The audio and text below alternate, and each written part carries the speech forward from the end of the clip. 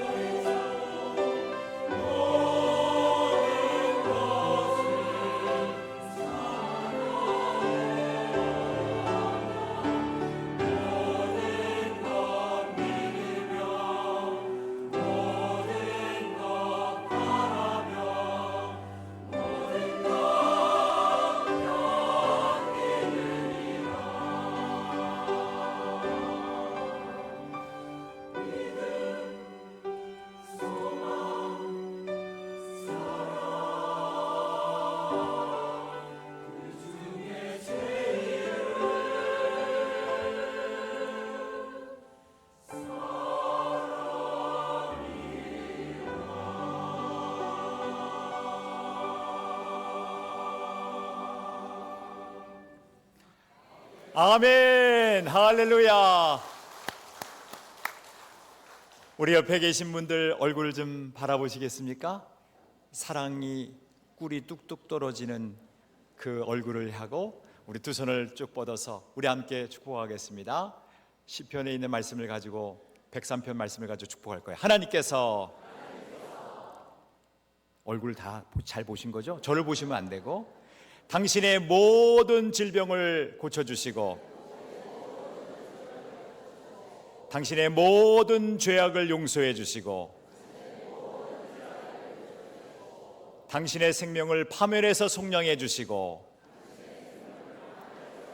인자와 국률로 면류관 씌워 주시고 가장 좋은 곳으로 채워 주시기를 축복합니다. 아멘. 세상에 좋은 말들이 있지만 말씀을 가지고 축복하는 것이 얼마나 기쁜지요. 행복하니까 하나 더 할까요? 네, 옆 사람 얼굴을 바라보고 하나님의 사랑과 주 예수 그리스도의 은혜와 성령님의 교통하심이 당신과 함께하기를 축복합니다. 아멘. 하나님 감사합니다. 우리는 지금까지 공의와 사랑의 하나님께서 찾으시는 예배자 설교 시리즈를 들어왔습니다. 오늘이 마지막 번째 설교 시간입니다. 제자들의 예배를 통해서 12제자를 포함한, 물론 가룟유다는 없지만, 그리고 함께 주님을 영접한 그 제자들이 드렸던 그 예배를 통해서 하나님의 음성을 듣기를 원합니다. 제자들의 예배는 다음과 같은 세 가지 큰 특징이 있었습니다. 그 첫 번째는 예수님의 승천 후 드린 첫 예배입니다. 한번 저를 따라해 주실래요? 예수님의 승천 후 드린 첫 예배입니다. 여러분들이 한 사람 한 사람이 예수님의 12제자처럼 제자가 되고 또 예수님을 영접한 그 당시의 제자들처럼 한번 제자의 입장이 한번 되어보겠습니다. 여러분이 이제부터 누구라고요?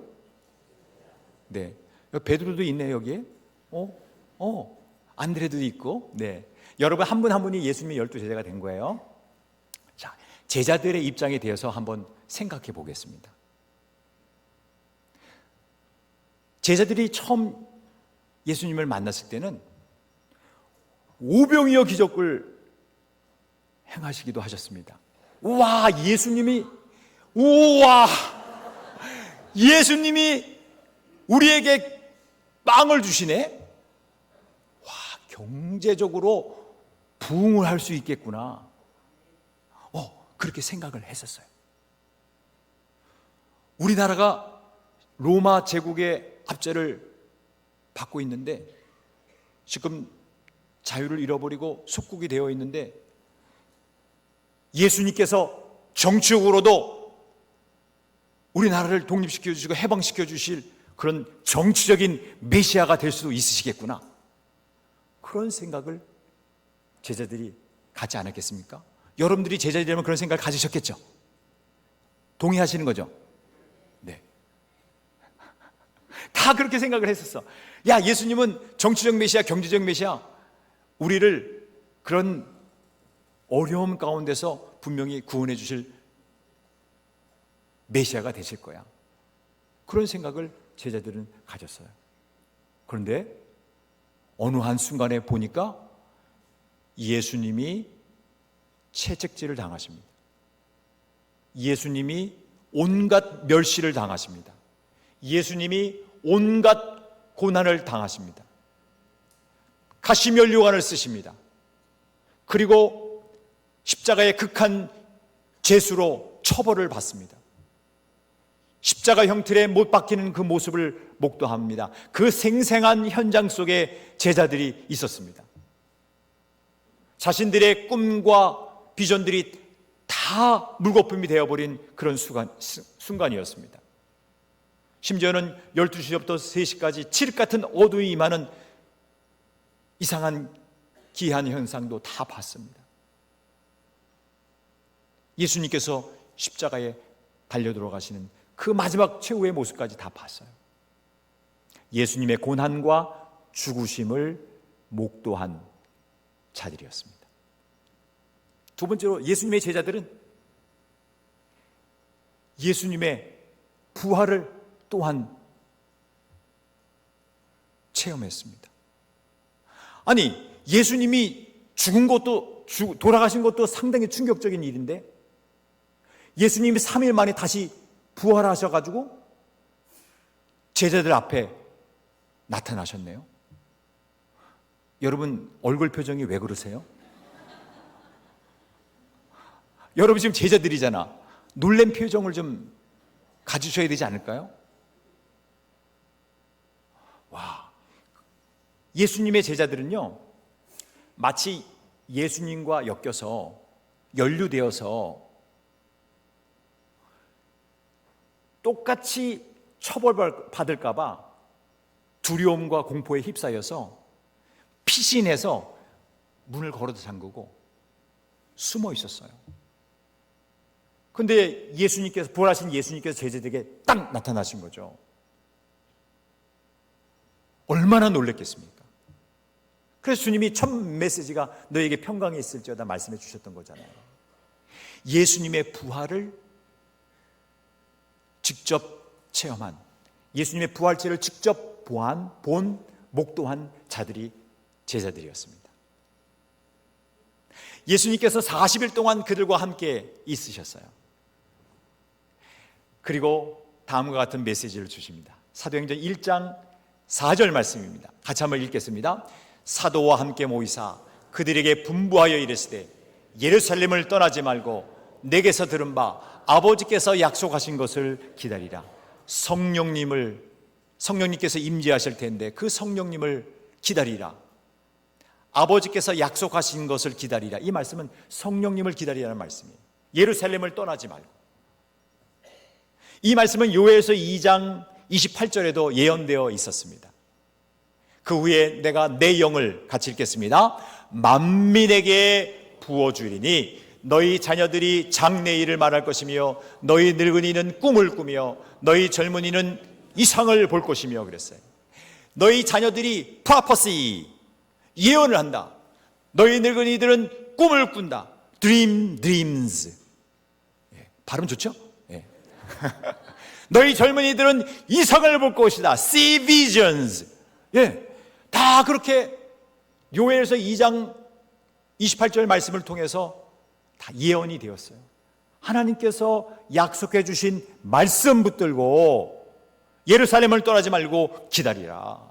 예수님께서도 또 직접 말씀하셨고 40일 동안 부활하신 예수님과 함께 제자들이 같이 있었어요. 얼마나 솔직히 두려웠겠습니까? 예수님 바쁘셨습니다. 예. 그 제자들을 위해서 숯불 생선 구이 구워주셔가지고 먹이기도 하시고, 예. 부활하신 예수님을 못 믿으니까 도마 같은 경우는 손 옆구리에 찔러보라기도 하고 예수님 진짜 바쁘셨어요. 그들은 충격 플러스 충격이에요. 그 트라우마가 이루 형용할 수 없었던 거죠. 그렇게 신뢰했던 메시아가 십자가에 죽질 않나. 어느 한 날 3일 만에 다시 부활하셔가지고 막 생선 구이 주시면서 먹으라고 그러질 않나. 얼마나 충격이었겠습니까? 근데 더 큰 충격이 일어납니다. 이 구절을 읽을 때 읽지 않는 분들은 공항동에 사시는 분들이 아니에요. 11절 말씀 읽겠습니다. 사도행전 1장 11절 시작. 이르되 갈릴리 사람들아 어찌하여 서서 하늘을 쳐다보고 있느냐. 너희 가운데서 하늘로 올려지신 이 예수는 하늘로 가심을 본 그대로 오시리라 하였느니라. 예수님의 승천을 목도한 거예요. 놀래주세요. 우리 공항동에 사시는 분들, 물론 다른 데서 사시는 분들도 이 자리에 오셨지만 여러분 보세요. 비행기가 날아가는 거 예측할 수 있는 거고 우리가 이미 배웠기 때문에 그거 하나도 이상한 거 아니에요. 그런데 신뢰했던 메시아가 십자가에 죽으시고 처형당하실 뿐만 아니라 또 어떻게 됐습니까? 네, 부활하셨고 그리고 또 어떻게 되셨습니까? 승천하셨어요. 그것을 직접 눈으로 목도하고 있는 거예요. 와, 그러니 이 예수님께서 승천하신 것을 그대로 목도했으니 얼마나 더 큰 충격이겠습니까? 여러분 같으시면 아마 쓰러졌을 거예요. 충격이, 그 트라우마가 계속해서 이루어졌던 거예요. 지금 충격받아가지고 이 빛도 왔다 갔다 하지 않습니까? 이거 대박 사건이에요. 여태까지 이런 적이 없어요. 이건 다 방송팀하고 저하고 지금 짠 거예요. 어마어마한 역사예요 지금. 여러분 여태까지 5개월 동안 저랑 같이 예배드리면 이런 일이 있었습니까? 방송팀에게 박수 한번 쳐주세요. 이거 대단히 수고 많아서. 근데 여러분, 그러한 충격 속에서 그들이 한 일은 딱 한 가지예요. 자, 여러분 12절 말씀을 볼게요. 1장 12절 같이 읽겠습니다. 제자들이 감람원이라는 산으로부터 예루살렘에 돌아오니 이 산은 예루살렘에서 가까워 안식일에 가기 알맞은 길이야. 너무 가까워요. 감람산에서 예수님이 승천하셨는데 그 승천한 장면을 목도하고 제자들이 예루살렘으로 왔는데 그 거리가 매우 가까워요. 자, 그리고 13절 말씀 볼게요. 13절, 들어가 그들이 유하는 어디로 갔습니까? 다락방으로 올라가니 베드로, 요한, 야고보, 안드레와 빌립, 도마, 바들로메, 마테와 및 알포의 아들 야고보, 셀로니, 시몬, 야고보의 아들 유다가 다 거기 있어. 어디에 있었던 거예요? 바로 다락방에 있었던 거예요. 물론 누가복음 24장 마지막 절에 보면 그들이 감람산에서 성전으로 돌아와서 하나님을 찬송했다, 그 예배하는 장면이 있어요. 그런데 오늘 여기 있는 사도행전 1장 13절에 보니까 그렇게 성전에서 찬송한 이후에 또 다시 이렇게 다락방에 들어가서, 마가의 다락방에 들어가서 그렇게 주님 앞에 나아갔던 거예요. 14절 말씀도 같이 한번 읽어볼까요? 14절 말씀 시작. 여자들과 예수의 어머니 마리아와 예수의 아우들과 더불어 마음을 같이하여 오로지 뭐에 힘썼습니까? 기도에 힘썼어요. 여러분 두 손을 모아보세요. 힘껏 기도했던 거예요. 오로지 기도에 힘썼던 거예요. 누가? 예수님의 제자들이, 12제자와 예수님을 영접한 그 모든 제자들이 그렇게 열심히 더불어서 마음을 같이 해서 함께 공동체가 되어서 뿔뿔이 흩어진 것이 아니라, 따로 국밥이 아니라 그냥 같이 모여서 공동체, 예배 공동체가 되어서 하나님 앞에 부르짖었던 거예요. 주님이 주신 약속의 말씀을 붙들고. 근데 그 숫자가 15절 말씀에 기록되어 있어요. 15절 말씀, 모인 무리의 수가 몇 명이라고 그랬어요? 예, 그렇습니다. 약 120명 정도 됐다. 120명이나 되더라 그랬어요. 여러분, 제가 마가의 다락방을 다녀왔습니다. 저는 공항배들교회 담임 목사로 세워질지는 모르고 제가 여러분들을 위해서 갔었다, 이런 생각이 들어요. 2017년도에 다녀왔던 사진 좀 보여드릴게요. 저작권은 저에게 있습니다. 그래서 제가 밑에다가 저의 저작권을 딱 써놨는데, 이게 마가의 다락방 그 모습에 2017년도에 성지순례 하면서 저의 사진기로 딱 찍었어요. 네. 또 다른 안으로 한번 입구로 가볼게요. 이게 레스트 서퍼라는 말씀도 있습니다만 최후의 만찬이 이루어진 장소였고, 그리고 이렇게 제자들이 120여 명의 제자들이 힘껏 기도했던 장소가 바로 이 자리입니다. 내부로 한번 들어가 보겠습니다. 이 정도 됩니다. 물론 보수공사도 했고 했지만 그래도 감람산에서 가까운 요 마가의 다락방에서 그렇게 기도를 했던 것이죠. 모자 쓰신 분들 다 유대인들이에요. 네. 다시 이제 본문 말씀으로 돌아오겠습니다. 여러분, 제자들의 예배의 첫 번째 특징은 바로 그거예요.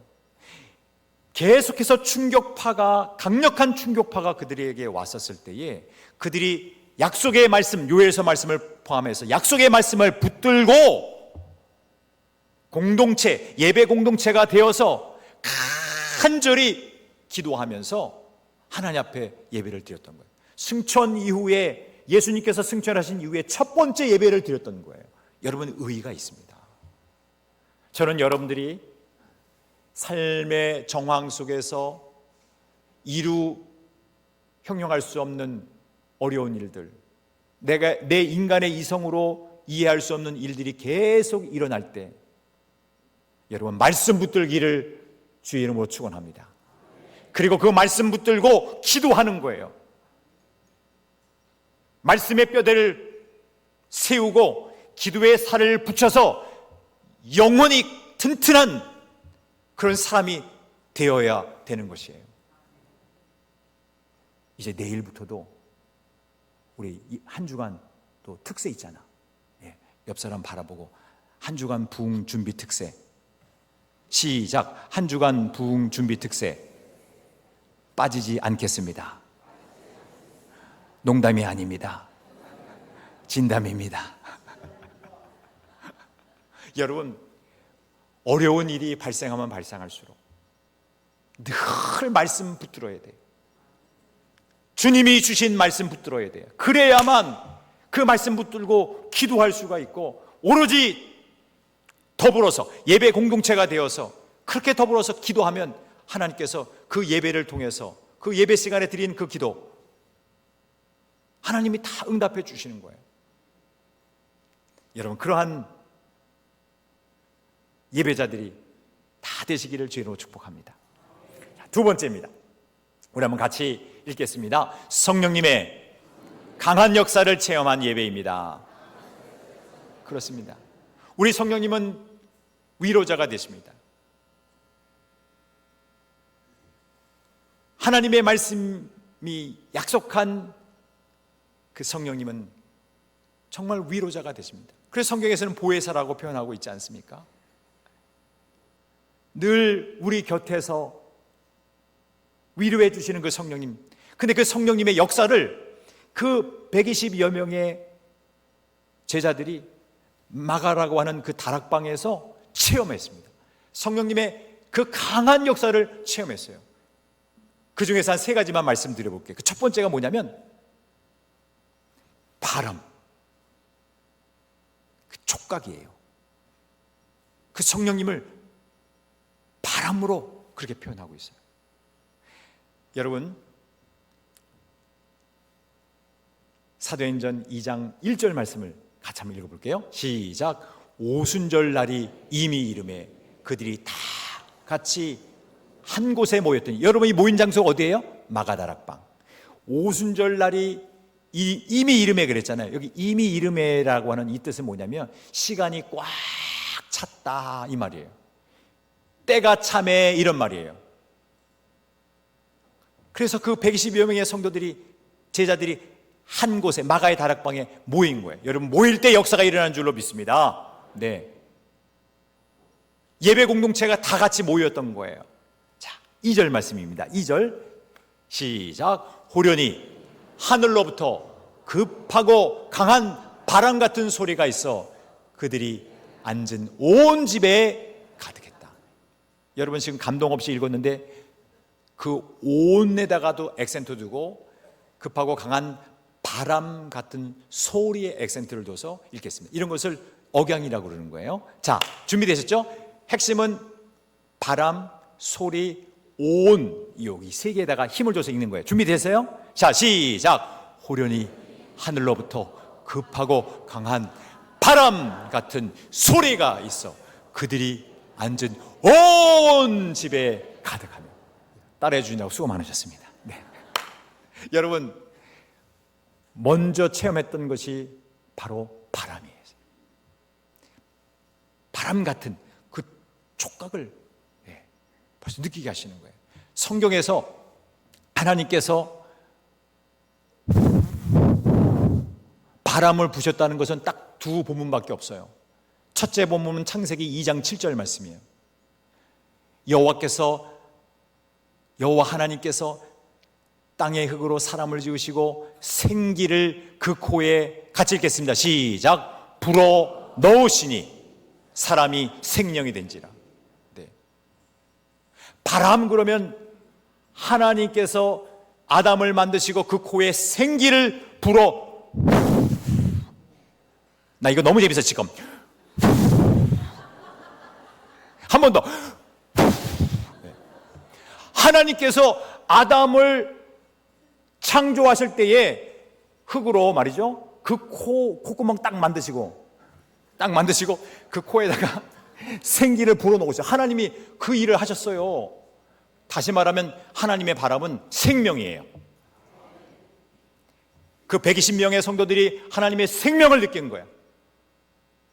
두 번째 본문은 요한복음 20장 20절에서 22절까지의 말씀이 있어요. 20절 말씀 보시면 이 말씀을 하시고 성과 옆구리를 보이시니 부활하신 예수님이 보이신 거예요. 제자들이 주를 보고 기뻐하더라. 21절 예수께서 또 이르시되 너희에게 평강이 있을지어다 아버지께서 나를 너희에게 보내신 것 같이 나도 너희를 보내노라.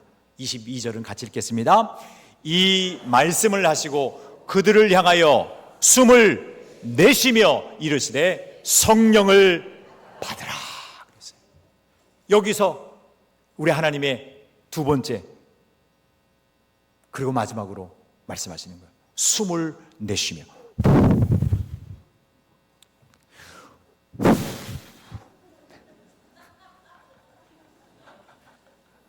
너무 재밌다. 그렇게 하셨다는 거예요.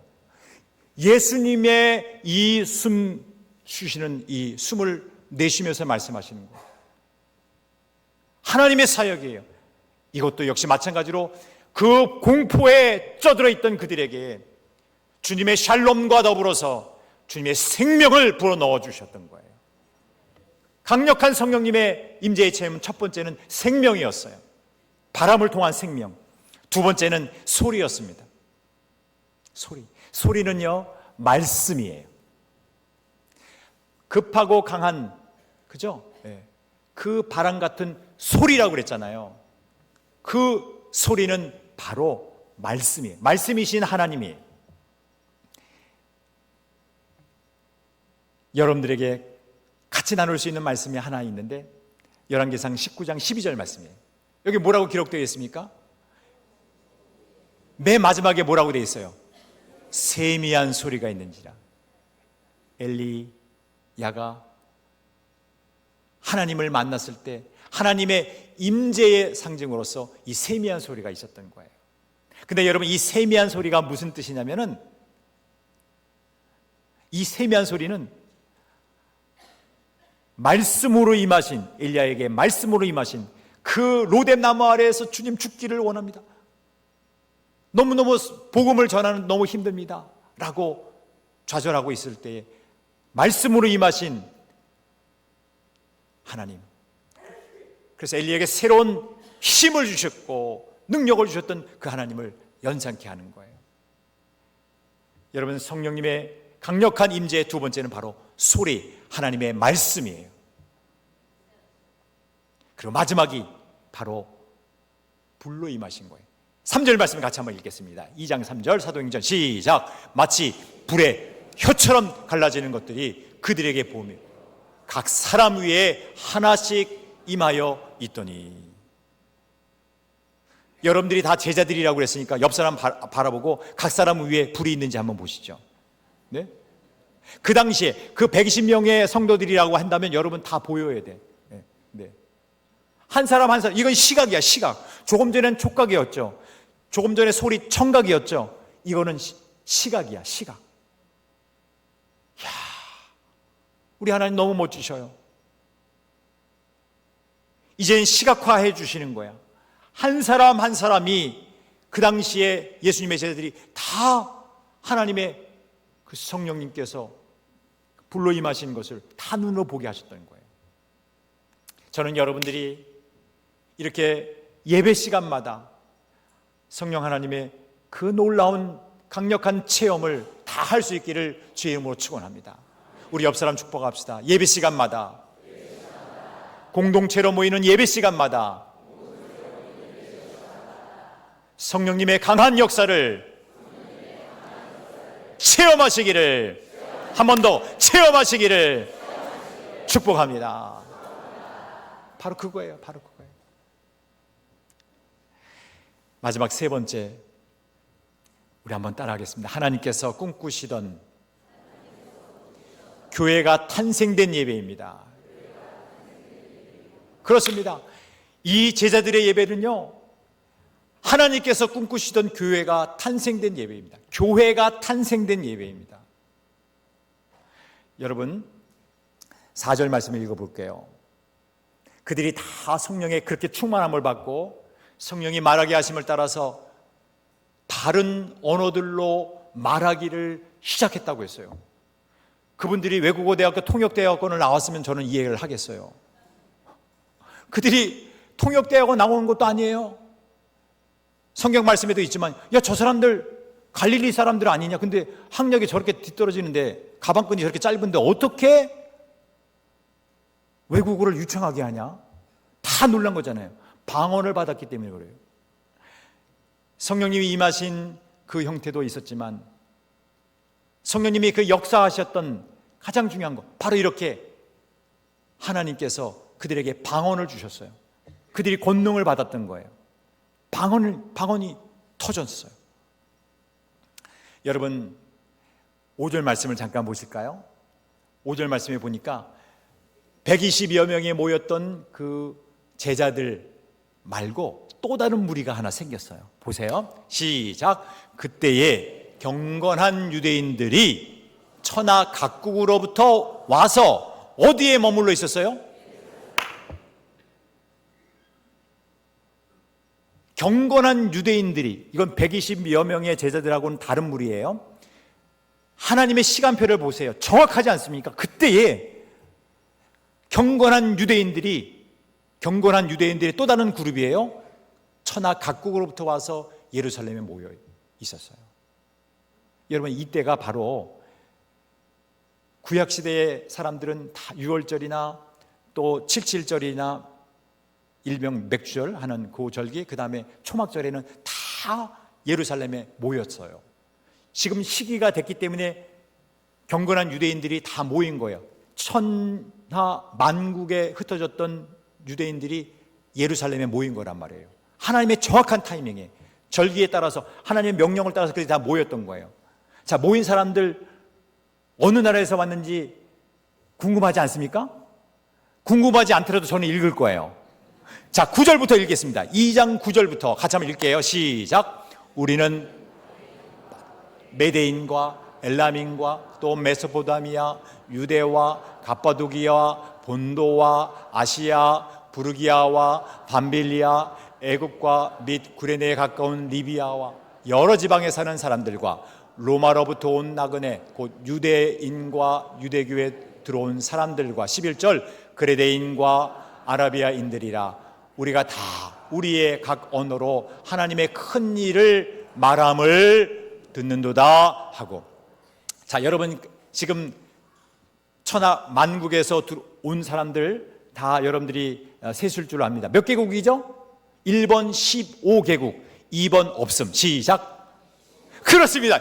역시 여러분들은 똑똑하시네. 네, 15개국의 사람들이 동시에 제자들의 그 방언을 다 듣고 자신들이 태어난 곳의 방언으로 제자들이 말하는 것을 듣고 깜짝 놀랐어요. 신기하다고 했어요.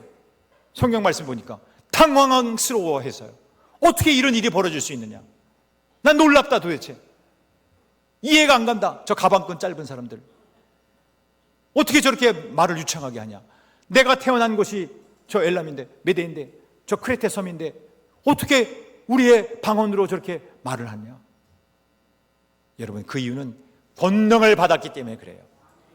그 120여 명의 제자들이, 12제자를 포함한 그 모든 제자들이 권능을 받았기 때문에 그렇습니다.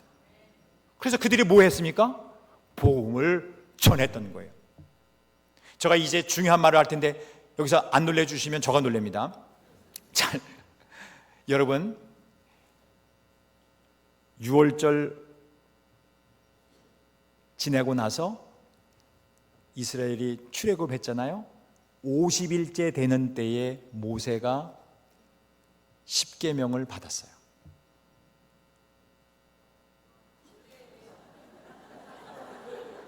그렇지. 그냥 아무 때나 놀라세요, 그냥.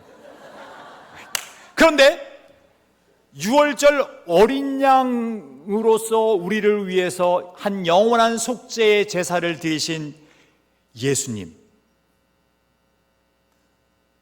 그 예수님께서 십자가에 달려 돌아가신 그 날부터 50일째 되는 그러면 그 중간에는 예수님의 고난도 있고 부활도 있고 40일 동안 제자들과 함께했던 그 모든 기간이 포함된 거예요. 예수님이 유월절 어린 양으로서 십자가에 달려 돌아가신 이후에 50일째 되는 그때에 오순절 성령 강림의 역사가 일어났습니다. 여기서는 놀래줘야 되는 거예요. 그렇지. 여러분, 이건 하나님의 정확한 타이밍이에요. 아니, 어떻게 이렇게 정확한 타이밍에 성령님께서 강림하시냐 말이에요. 하나님은요, 여러분의 인생도 책임져 주시고 가장 정확한 타이밍에 가장 좋은 것으로 여러분들에게 채워주실 줄로 믿습니다. 제자들이 그 마가의 다락방에서 그렇게 오로지 기도하며 예수님의 승천하신 이후에 첫 번째 예배를 드리며 성령님의 강한 그 역사를 체험하면서 예배를 드리면서 이제 주님의 선물을 받아요. 교회가 탄생한 거예요. 구약의 맥주절 77절이라고 하는 그 절기가 신약의 오순절이 되었고, 그리고 그 신약의 오순절이 바로 교회의 탄생일이 됐던 거예요. 이제는 건물로서의 성전도 중요하긴 하지만 건물로서의 성전이 아니라 걸어다니는 사람으로서의 성전이 탄생된 거예요. 두세 사람이 내 이름으로 모인 곳에는 나도 그들 중에 있느니라. 너희가 하나님의 성전인 것과 하나님의 성령이 너희 안에 거하시는 것을 알지 못하느냐 말씀해 주셨던 것처럼 이젠 사람 성전이 탄생된 거예요. 곧 교회가 탄생된 거예요. 성전, 건물로서의 개념도 분명히 있습니다. 그렇지만 주님이 우리를 위해 십자가에 달려 돌아가시고 우리 한 사람 한 사람에게 각 사람 위에 그 불꽃이 임했던 것처럼 하나님의 영이 임함으로 말미암아, 성령님께서 임재하심으로 말미암아 우리의 모두가 하나님의 성전이 되는 놀라운 구원의 역사가 일어난 것이죠. 그래서 그들이 권능을 받고 그리고 복음을 전하게 됩니다. 사도행전 1장 8절 말씀처럼 오직 성령이 너희에게 임하시면 너희가 권능을 받고, 두나미스, 권능을 받고 예루살렘과 온 유대와 사마리아와 땅 끝까지 이르러 내 증인이 되리라 말씀해 주셨습니다. 여러분, 사도행전 2장에 이 모였던 사람들 15개국의 사람들을 지도로 보여드리겠습니다. 보여주세요. 다 예루살렘으로 집중하고 있어요. 보이십니까? 네. 그런데 이들이 이 모였던 자들이 전부 다 방언을 하는 제자들 다 보기도 하고 듣기도 했던 거잖아요. 그리고 이들 또한 회개하고 3,000여 명이 베드로의 설교를 듣고 다 주님을 영접하지 않습니까? 그들이 또 다시 흩어져서 복음을 전하게 되는 거예요. 베드로 자신도 복음을 전했고 권능을 받고, 그리고 예수님의 12제자도 어떠한 환경 속에서 주님을 배반할 수밖에 없는 그런 생명의 위기 속에서도 주님을 배반하지 않고 오히려 순교의 자리까지 나가면서 복음을 전하는 자들로 주님의 권능을 받고 복음 증인들이 다 되었습니다. 바로 그러니 우리가 예배를 잘 드리면 그러한 역사를 우리가 체험할 수 있는 것입니다. 여러분 한 분 한 분이 이러한 예배의 주인공들이 다 될 수 있기를 주의 이름으로 축복합니다. 할렐루야. 자리에서 기립하시겠습니다. 하나님, 예배의 주인공이 되기를 원합니다. 하나님이 찾으시는 그 예배자가 되기를 원합니다. 그래서 정말 주님 어떠한 상황 속에서도 주님을 높이 찬양하고 주님 말씀 붙들고 기도하는 자 되게 하시고 성령님 강한 역사를 체험하게 하시고 하나님이 꿈꾸시는 참다운 교회의 그 주인공들이 다 되기를 원합니다. 우리 한번 찬양으로 먼저 영광 돌리겠습니다.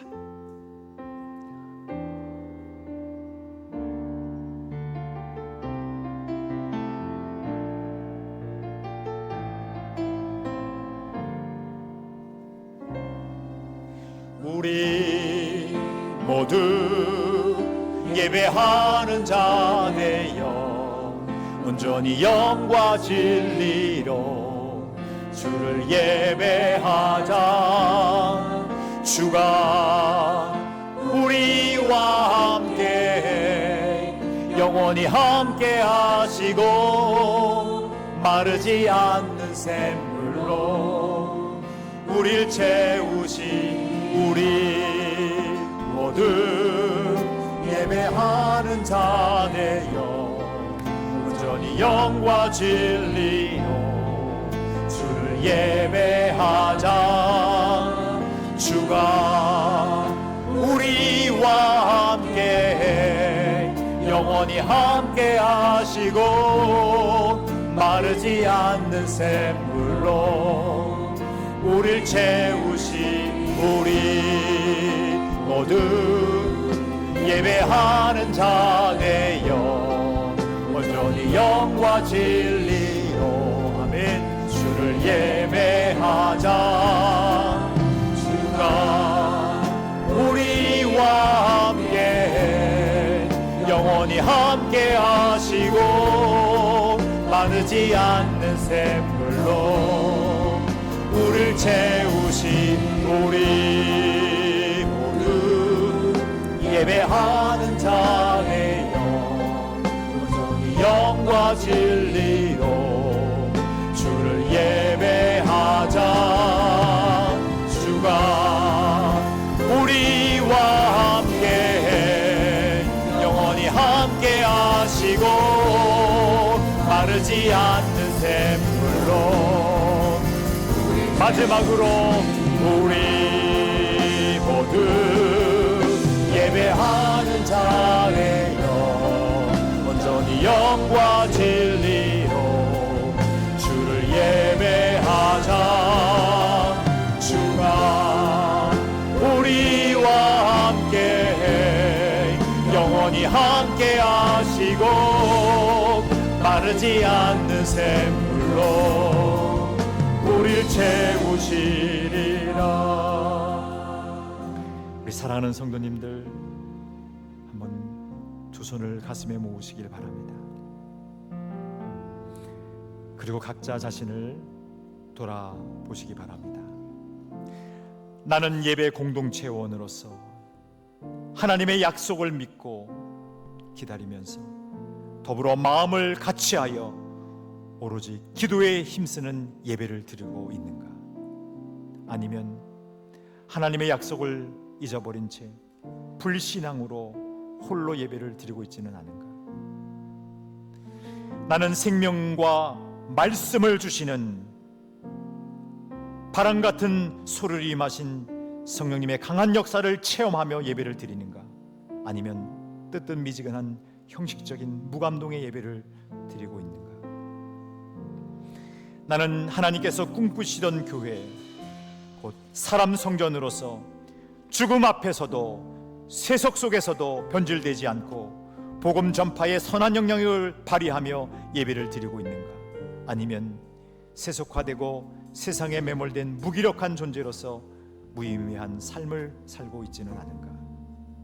사랑하는 성도 여러분, 하나님께서는 여러분 각자가 하나님의 약속을 붙들고 예수님께서 다시 오실 때까지 예배 공동체원으로서 예배하고 성령님의 강한 역사를 체험하며 권능을 받고 주님을 증거하는 삶의 예배를 드리시기를 원하십니다. 하나님, 그와 같은 예배자가 되기를 원합니다.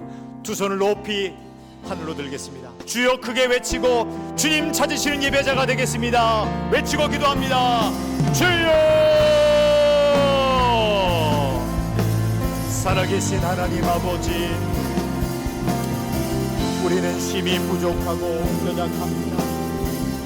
지금까지 하나님이 찾으시는 예배자가 되기를 위해 하나님 앞에 말씀을 전하며 합심으로 기도해 왔습니다. 하나님, 우리 모두 다 하나님이 찾으시는 예배 공동체원이 되기를 원합니다. 하나님이 진정으로 찾으시는 예배자가 되기를 원합니다. 하나님이 그토록 찾으시는 영과 진리로 예배드리는 자가 되기를 원합니다. 하나님, 우리를 주님의 자녀로 삼아주시니 하나님, 진정으로 예배하는 공동체가 되기를 원합니다. 하나님, 우리를 불쌍히 여겨주셔서 우리의 마음을 하나님 앞에 온 몸과 마음을 다하여 하나님을 찬양할 수 있습니다. 하나님 인도하여 주시옵소서. 하나님 우리를 긍휼히 여겨 주시옵소서.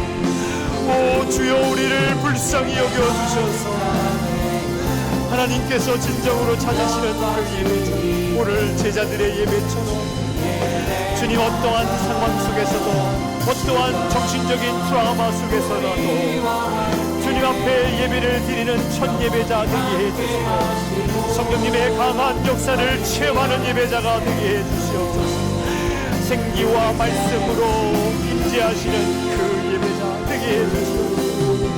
오 주님 또한 주께서 주신 말씀처럼 주여 교회가 탄생되는 사람 성전이 탄생되는 그 귀중한 예배자가 되기를 원합니다. 우리 사랑하는 교회들교회 모든 성도들 가정마다 하나님의 영이 임하게 도와주시옵소서. 성령님께서 임재하여 주시옵소서. 정말 주님이 원하시는 예배자들 아버지 하나님 앞에 우리의 마음을 주님 앞에 주님 영광 받으시옵소서.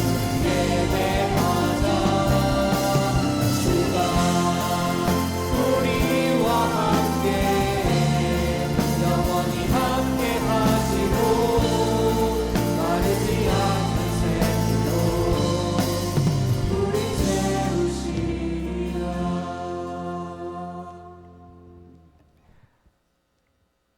진정한 예배자를 찾으시는 하나님 아버지, 오늘 제자들의 예배처럼 하나님의 약속을 붙들고 주님이 진정으로 원하시는 그 시간까지 예배 공동체원으로 영과 진리로 예배하기를 원합니다. 성령님의 강한 역사를 체험하며 주님이 주시는 생기와 주님이 주시는 말씀을 붙들고 권능을 받아 주님을 증거하는 복음의 증인들이 되기를 원합니다. 우리를 그렇게 주님의 예배자로 삼아 주옵소서. 예수 그리스도의 이름으로 기도하옵나이다. 아멘.